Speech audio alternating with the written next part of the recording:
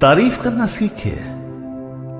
खाना अच्छा या बुरा नहीं होता, खाना अच्छा या बहुत अच्छा होता है। खाना तो खा लिया और रोज खाते हो, वो बनने में क्या क्या लगता है ये भी जानते हो। खाने में नमक ज्यादा है कह के मुंह सिकोड़ते हो, गरम तेल चूल्हे की तपन पहचानते हो।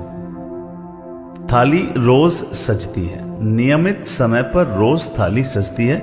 उस बनने से सजने तक की प्रक्रिया में बहुत मेहनत लगती है।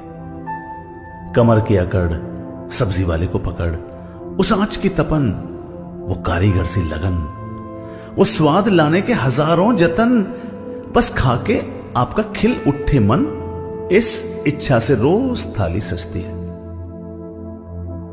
उस बनाने वाले की सराहना कभी कर दो, और ऐसा अगर रोज कर दो तो थाली सजाने वाली क्या, थाली भी मुस्कुराएगी, सच में बात बन जाएगी।